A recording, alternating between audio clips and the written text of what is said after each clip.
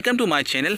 इस वीडियो में आप सीखने वाले हैं ट्राइगोनोमेट्रिक रेशियोज के बारे में और ट्राइगोनोमेट्रिक रेशियोज से जो क्वेश्चन आते हैं ईटा टेस्ट में उनको आप आसानी के साथ हल कर सकेंगे। तो वीडियो को एंड तक देखें ताकि कोई भी पार्ट आपसे स्किप ना हो। तो वीडियो को स्टार्ट करते हैं। फर्स्ट नंबर आपके पास है, if an object is above the level of observer in the angle form between the horizontal line and the observer line of side is called dash. अगर कोई चीज़ ऑब्जर्वर के level से ऊपर हो, यानी आपके पास यहाँ पर ऑब्जर्वर है, ठीक है, यहाँ पर ऑब्जर्व कर रहा है, ठीक है, और ये जो चीज़ है जिस चीज़ को ऑब्जर्व कर रहा है वो ऊपर हो, उसके लेवल से ऊपर हो, मतलब यहाँ पर ऑब्जर्वर का जो लेवल है वो ये होगा, ठीक है। तो ऑब्जर्वर का लेवल ये है और ये लेवल से ऊपर है, यानी किसी हाइट पर है। तो यहाँ पर जो एंगल बनेगा, ठीक है, यहाँ पर एंगल बनेगा बेस के साथ, वो क्या होगा, वो थीटा होगा। और इसको हम कहते हैं एंगल ऑफ एलिवेशन। जब भी आपके पास कोई चीज़ ऑब्जर्वर के लेवल से ऊपर हो, किसी हाइट पर हो, तो उसको हम कहते हैं एंगल ऑफ एलिवेशन। तो इसी तरह कोई ऑब्जर्वर है जो किसी बिल्डिंग पे खड़ा है, ठीक है, यह ऑब्जर्वर है और अपने से नीचे किसी चीज़ को देख रहा है। अब यहाँ पर उसका जो लेवल होगा, यानी उसका जो बेस होगा वो ये होगा और यहाँ पर एंगल बनेगा, ठीक है, जिसको हम कहेंगे एंगल ऑफ डिप्रेशन। क्योंकि आपके पास चीज़ यहाँ पर होगी, यहाँ पर किसी चीज़ को देख रहा है, यानी अपने लेवल से नीचे किसी चीज़ को देख रहा है। इस लाइन को हम कहते हैं लाइन ऑफ साइड। अगर आप अपने से ऊपर किसी चीज़ को देखते हो तो उसको हम एंगल ऑफ एलिवेशन कहेंगे। अगर आप किसी हाइट पर खड़े हो और अपने से नीचे किसी चीज़ को देख रहे हो तो उसको हम कहेंगे एंगल ऑफ डिप्रेशन कहेंगे। यहाँ पर जो हमारा राइट ऑप्शन है वो है angle of elevation. Second one, cot theta is equal to dash. जो cot थीटा होता है वो किसके बराबर होता है? यहाँ पर हम इसका आंसर बहुत ही मुख्तसर दे सकते हैं, लेकिन यहाँ पर इसके पीछे कंसेप्ट है, उस कंसेप्ट को हम ज़रूर टच करना चाहेंगे। तो सबसे पहले आपके पास जो राइट एंगल ट्राइंगल होता है, सपोज करें आपके पास राइट एंगल ट्राइंगल है, ये आपके पास कोई राइट एंगल ट्राइंगल है जिसमें एक एंगल जो है वो 90 डिग्री का होता है। तो सपोज करें यहाँ पर जो एंगल है वो 90 है। इसको हम कहते हैं बेस कहते हैं, इसको हम बी से डिनोट करते हैं। इसको हम परपेंडिकुलर कहते हैं, इसको हम पी से डिनोट करते हैं। और इस साइड को हम कहते हैं हाइपोटेन्यूज कहते हैं, जो कि एक राइट एंगल ट्राइंगल में सबसे लंबा इलॉन्गेस्ट साइड होता है और हमेशा जो है 90 डिग्री एंगल के अपोजिट साइड होता है। आप ऐसा करें कि इस परपेंडिकुलर को हाइपोटेन्यूज पे डिवाइड करें, मतलब आप क्या करें, आप परपेंडिकुलर डिवाइड बाय हाइपोटेन्यूज करें, ठीक है। इसी तरह आप इस तरह भी कर सकते हैं कि आप बेस को लेकर हाइपोटेन्यूज पे डिवाइड कर सकते हैं, ठीक है। और आप इस तरह भी कर सकते हैं कि ये परपेंडिकुलर को बेस पर डिवाइड करें, यानी आप इस तरह भी कह सकते हैं कि परपेंडिकुलर डिवाइड बाय बेस। तो ये आपके पास एक रेशियो है और ये आपके पास रेशियो है और ये भी आपके पास एक रेशियो है। किस चीज़ की रेशियो है? किसी भी राइट एंगल ट्राइंगल में साइड्स के दरमियान में रेशियो है, यानी उनके दरमियान में निस्बत है, ठीक है। इससे कोई आंसर आएगा। तो इस रेशियो को हमने एक स्पेसिफिक नाम दिया है परपेंडिकुलर डिवाइड बाय हाइपोटेन्यूज। जो होगा वो आपके पास होगा साइन थीटा। यानी आपके पास ये ट्राइंगल में साइड्स की रेशियो है, तो इसलिए इसको हम कहते हैं ट्राइग्नोमेट्रिक रेशियो। इस तरह जो परपेंडिकुलर डिवाइड बाय हाइपोटेन्यूज है, इसको हमने cos थीटा का नाम दिया है, तो ये आपके पास हो जाएगा cos थीटा, ठीक है। इसी तरह परपेंडिकुलर डिवाइड बाय बेस को हमने कहा है कि आपके पास क्या हो जाएगा, टेंजेंट थीटा हो जाएगा, ठीक है। ये आपके पास क्या है, ये आपके पास साइड्स के रेशियोज के नाम है, ठीक है, यानी आपके पास ट्राइग्नोमेट्रिक रेशियोज है।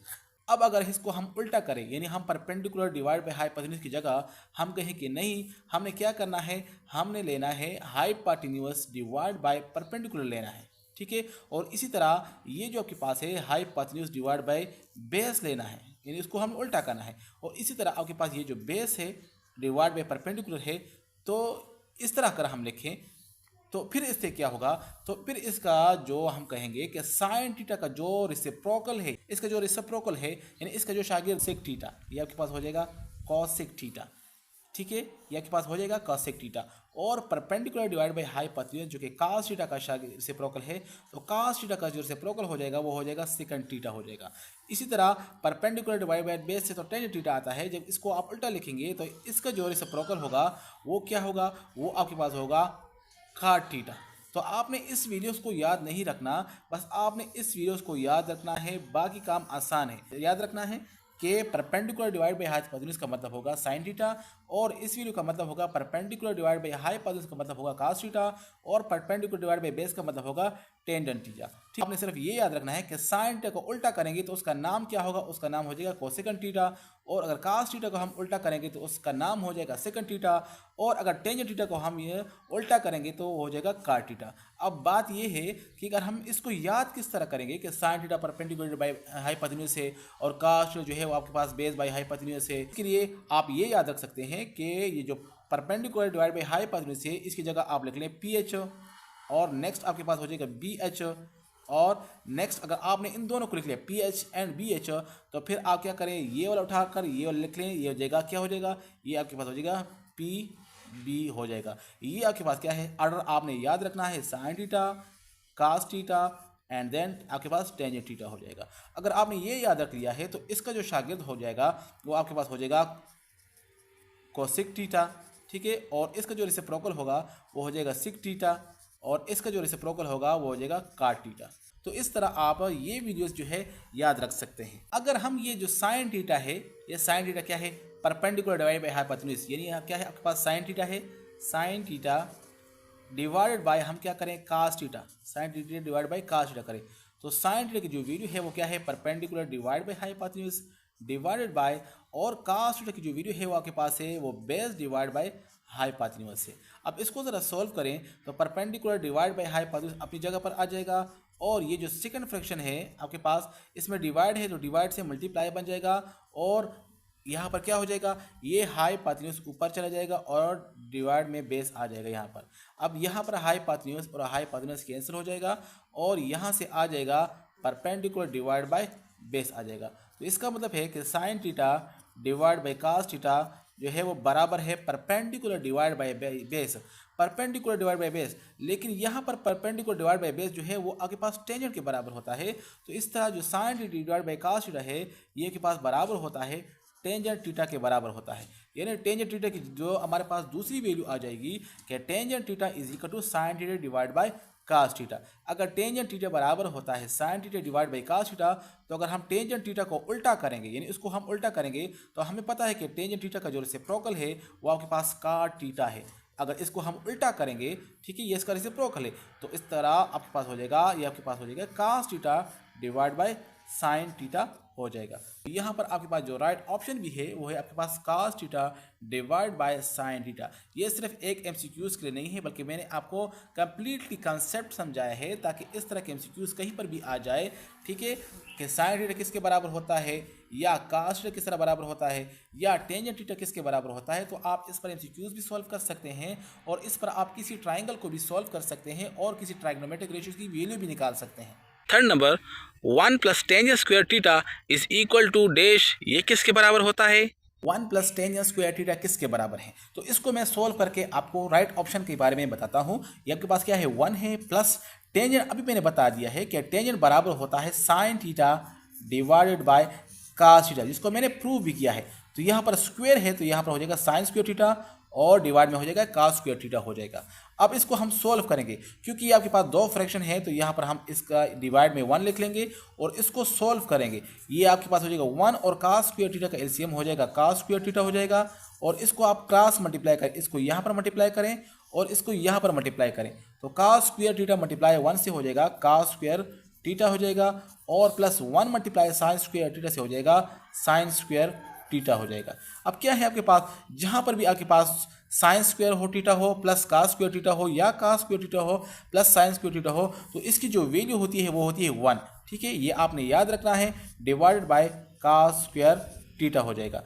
ठीक है, ये प्रॉपर्टी यूज हुई है कि sine square theta plus cos square theta is equal to 1, ये आपके पास इसकी 1 वैल्यू होती है। ठीक है, क्या इसको हम इस तरह लिख सकते हैं कि 1 डिवाइड बाय कास थीटा, और ये स्क्वायर जो है हम होल कर सकते हैं, इस तरह कर सकते हैं, बिल्कुल कर सकते हैं, क्योंकि 1 आपके पास जो है ये ऑलरेडी परफेक्ट स्क्वायर है और ये परफेक्ट स्क्वायर है, तो हम क्या करेंगे, ये स्क्वायर को हम उठाकर होल स्क्वायर कर देंगे इस तरह। ठीक है, तो यहाँ पर आपके पास जो ब्रैकेट में वैल्यू है 1 डिवाइड बाय कास थीटा, यानी ये क्या है, रेसिप्रोकल है। किस चीज़ का रेसिप्रोकल है, ये सेकंड थीटा इससे आ जाएगा, क्योंकि सेकंड थीटा और कास थीटा आपस में क्या है, रेसिप्रोकल है। ठीक है, तो यहाँ पर हो जाएगा, साथ में स्क्वायर भी है तो लगा लेंगे स्क्वायर। तो इस तरह आपके पास ये प्रॉपर्टी है कि 1 plus tangent square theta is equal to secant square theta, जिसको मैंने प्रूव भी कर दिया है कि किस तरह 1 प्लस टेंजेंट स्क्वायर थीटा बराबर होता है सेकंड स्क्वायर थीटा के बराबर। 4 number, if tangent theta is equal to 1, then sin theta is equal to dash, where theta lies in the third quadrant. तो इसको सॉल्व करते हैं। Tangent theta is equal to 1, tangent theta का मतलब है कि sine theta divided by cos theta की जो वैल्यू है वो क्या है 1 है। देन साइन थीटा की वैल्यू क्या होगी, where theta belong to third quadrant, theta belong to third quadrant. तो आपने क्या करना है, आपने ये याद रखना है कि आपके पास यहाँ पर हमने एक्स वाई प्लेन ड्रा करना है। यहाँ पर आपके पास एक डिग्री होती है, एक एंगल होता है 45 डिग्री एंगल। 45 डिग्री एंगल ऐसा एंगल होता है जहाँ पर साइन थीटा की डिग्री 1/2 होती है और कास थीटा की वैल्यू भी 1/2 होती है। तो अगर हम साइन थीटा की value divided by cos theta की वैल्यू करें तो उससे आंसर जो है वो 1 आएगा, यानी सेम वैल्यू जो है आपस में डिवाइड होते हैं तो उससे आंसर 1 होता है। ठीक है, ये आपके पास फर्स्ट क्वाड्रेंट में होता है, लेकिन इन्होंने कहा है कि टी जो है वो फर्स्ट क्वाड्रेंट में नहीं है, वो आपके पास थर्ड क्वाड्रेंट में है, यहाँ पर आपके पास है। तो यहाँ पर जब होगा तो यहाँ पर ये वैल्यू भी माइनस होगी और ये वैल्यू भी माइनस होगी, बाकी वैल्यू सेम होगी। यहाँ पर हो जाएगा -1/2 और ये भी हो जाएगा -1/2। तो इससे भी आंसर आपके पास क्या आता है, +1 आता है। तो यहाँ पर इन्होंने कहा है कि साइन थीटा की वैल्यू क्या होगी, तो जाहिर सी बात है कि साइन थीटा की वैल्यू भी -1/2 होगी। अगर कास थीटा की वैल्यू भी उन्होंने पूछी होती तो हमारे पास इसकी वैल्यू क्या होती, वो होती -1/2, वो भी होती। तो यहाँ पर हमारे पास जो राइट ऑप्शन होगा कि साइन थीटा की जो वैल्यू होगी वो -1/2 होगी। 5 number, sin -350 degree lies in dash quadrant. -350 degree कौन से क्वाड्रेंट में आएगा, तो उसके लिए आपने क्या करना है, उसके लिए आपको ये याद रखना होगा कि हम एंगल लेते हैं वो तो एंटी क्लॉक वाइज लेते हैं। पास घड़ियाल होता है वो किस डायरेक्शन में मूव करता है, वो इस डायरेक्शन में मूव करता है, लेकिन हम क्या करेंगे पर इस डायरेक्शन में हम एंगल लेते हैं, मतलब हम एंगल जो लेते हैं वो इस डायरेक्शन में लेते हैं। तो यहाँ पर उन्होंने कहा कि नहीं, एंगल जो है वो आपने क्लॉक वाइज में लेना है। जो एंटी क्लॉक वाइज होगा वो क्या होगा, ये आपके पास क्या होगा, ये आपके पास नेगेटिव होगा और ये क्या होगा, ये पॉजिटिव होगा। ओरिजिनल जो डायरेक्शन है वो आपके पास क्या है, एंटी क्लॉक वाइज है। तो हमने इसके अपोजिट जाना है, तो यहाँ पर हम क्या करेंगे, ये आपके पास हो जाएगा 90 कवर हो जाएगा। तो यहाँ से जब हम इतना एंगल कवर करते हैं तो ये 90 डिग्री का एंगल होता है। हम जब आगे जाते हैं तो ये आपके पास क्या हो जाता है, ये 180 डिग्री का एंगल हो जाता है। ठीक है, इस तरह आगे जब जाते हैं तो हो जाएगा 270 डिग्री का एंगल हो जाता है। और इसी तरह जब हम आगे जाते हैं तो यहाँ पर क्या है, ये यहाँ पर आपके पास क्या हो जाएगा, ये आपके पास हो जाएगा 360 डिग्री हो जाएगा। लेकिन हमें क्या करना है, जो एंगल है वो 360 और यहाँ के 270 के दरमियान में है। ठीक है, इसके दरमियान में है ना, तो यहाँ पर कहीं पर है, यहाँ पर कहीं पर है। तो इसका मतलब है कि ये जो आपके पास साइन -350 डिग्री की जो भी वैल्यू है जहाँ पर भी आता है, लेकिन ये आपके पास जो क्वाड्रेंट है ये आपके पास फर्स्ट क्वाड्रेंट में लाई करेगा। तो इसका जो आंसर होगा वो आपके पास क्या होगा, वो फर्स्ट क्वाड्रेंट होगा। 45 degree is equal to radian. जो 45 डिग्री होती है वो किसके बराबर होती है, रेडियन में। 45 डिग्री किसके बराबर हो, और यहाँ पर आपके पास जो गिवन है वो क्या है, रेडियन गिवन है, यानी इसको हमने रेडियन में कन्वर्ट करना है। एक आपके पास होता है डिग्री और एक होता है रेडियन। ये दोनों जो है थीटा को मेजर करने के लिए यूनिट्स है। ठीक है, 2 यूनिट्स है, एक होता है डिग्री जिसका सिंबल ये होता है, और एक होता है रेडियन जिसका सिंबल होता है RAD, इसका सिंबल होता है। तो एंगल को जो है हम 2 यूनिट में मेजर करते हैं। इन दोनों में से जो छोटा यूनिट है वो डिग्री है और जो बड़ा यूनिट है वो क्या है, वो आपके पास रेडियन है।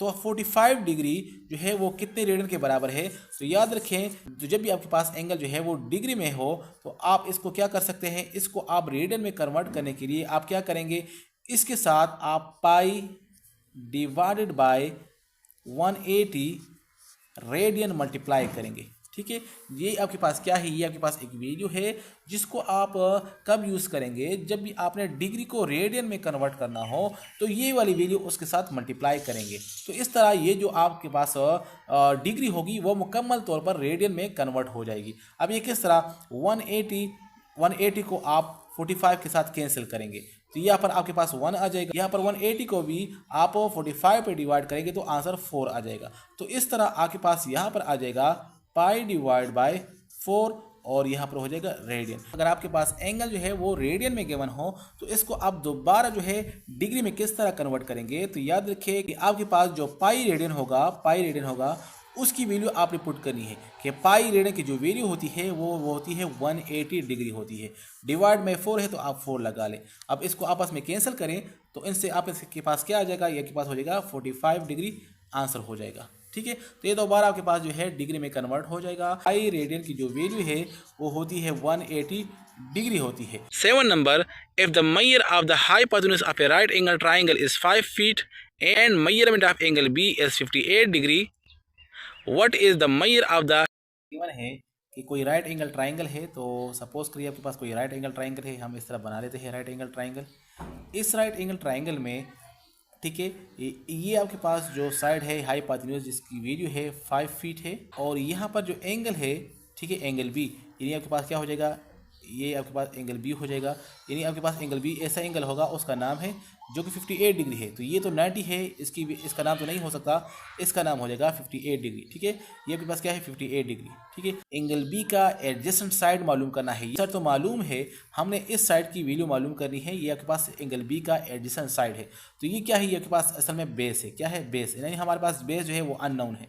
ठीक है, बेस हमारे पास अननोन है और हाइपोटेन्यूज गिवन है, और ये जो एंगल है ये आपके पास क्या है 58 डिग्री है।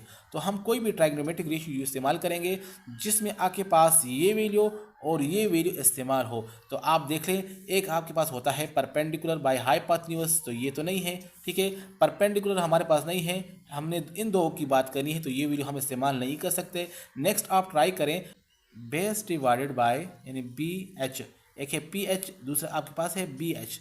तो पी एच और बी एच, तो बी एच क्या है, ये आपके पास साइन थीटा था और ये क्या है, ये कास थीटा है। तो हम कास थीटा को इस्तेमाल करेंगे। आपके पास बेस और हाइपोटेन्यूज की बात हो रही है, तो हम इन दो को इस्तेमाल करेंगे।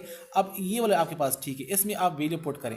हमने क्या मालूम करना है, बेस को मालूम करना है। तो यहाँ पर हमारे पास हो जाएगा base is equal to cos theta multiply by hypotenuse.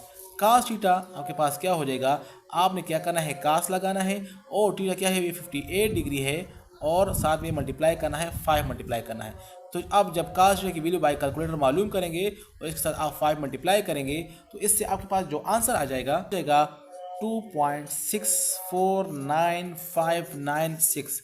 लेकिन बुक में जो आंसर गिवन है वो आपके पास यहाँ तक गिवन है कि 2.649, और इसको इन्होंने राउंड ऑफ किया है और इससे आपने 6 बनाया है।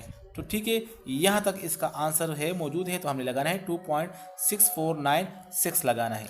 8 number, find the value of tangent P to the nearest tenth। इस फिगर से आपने टेंजेंट 20 डिग्री की वैल्यू मालूम करनी है और नियरेस्ट 10 यानी इसको आपने फिर राउंड ऑफ भी करना है कि कोई राइट एंगल ट्राइंगल है जिसमें पी, ये आपके पास पी वर्टेक्स है, ये एन है, ये एम है, और इसमें जो परपेंडिकुलर है वो 8 सेंटीमीटर है, और इसका जो बेस है वो 21 सेंटीमीटर है, और यहाँ पर एंगल 90 है। और इन्होंने कहा है कि आपने टेंजेंट पी को मालूम करना है।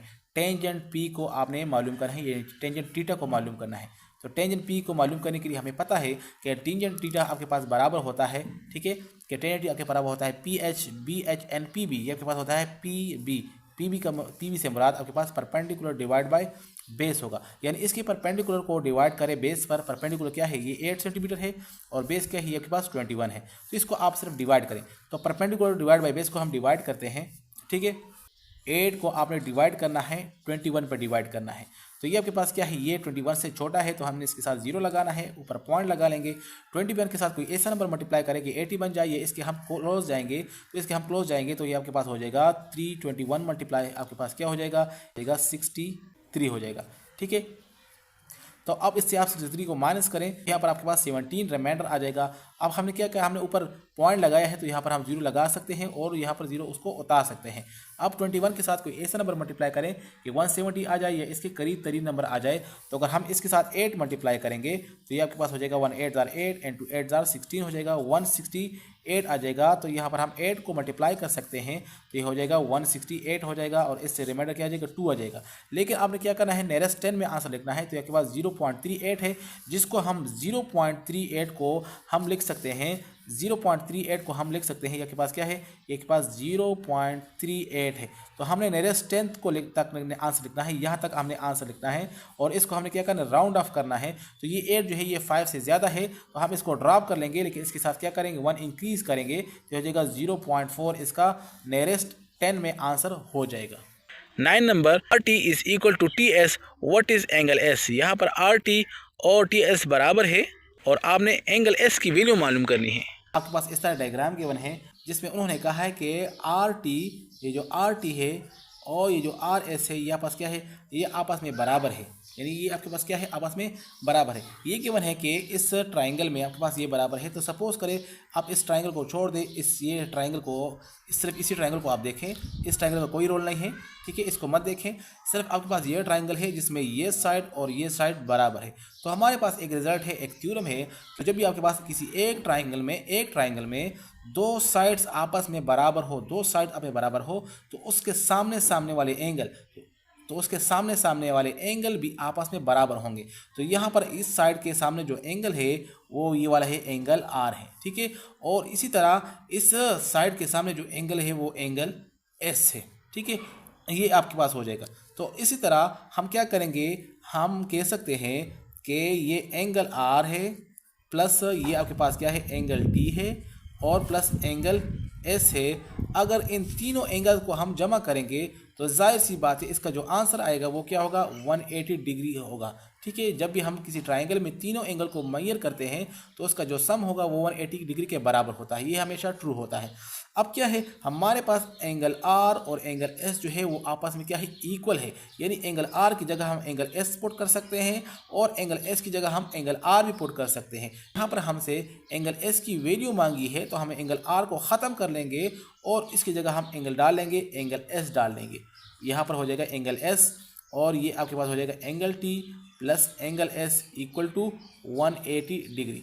चूँकि एंगल जो टी है ये आपके पास क्या है, 90 डिग्री है, तो हम यहाँ लिख सकते हैं एंगल एस ये हो जाएगा 2 टाइम एंगल एस और एंगल टी की जो वैल्यू है वो क्या है, वो तो 90 डिग्री है डायग्राम में, इज इक्वल टू 180 डिग्री हो जाएगा। इस 90 को हम इस साइड पर शिफ्ट कर लेंगे तो हमारे पास आ जाएगा 2 टाइम एंगल एस जो है वो बराबर हो जाएगा 90 डिग्री के बराबर हो जाएगा। अब हम 2 पे डिवाइड करेंगे दोनों साइड पर तो एंगल एस की जो वैल्यू हो जाएगी वो 90 डिवाइड बाई 2 यानी 45 डिग्री हो जाएगी। तो इस तरह हमारे पास जो हो जाएगा एंगल एस की जो वैल्यू हो जाएगी वो क्या हो जाएगी, वो 45 डिग्री हो जाएगी। इससे जो प्रीवियस क्वेश्चन था उसमें जो डेटा है वो क्या है, गलत है, हमसे एंगल एस की वैल्यू मांगी है और नीचे जो ऑप्शन है वो क्या है, वो सारे सेंटीमीटर में है, मेजरमेंट है। तो इस तरह उस क्वेश्चन को हमने स्किप कर दिया है। तो ये थी आज की वीडियो। आप इस तरह की एजुकेशनल वीडियो देखना चाहते हैं तो हमारे चैनल को ज़रूर सब्सक्राइब कीजिए। मिलते हैं नेक्स्ट वीडियो में, तब तक के लिए खुदा हाफिज़।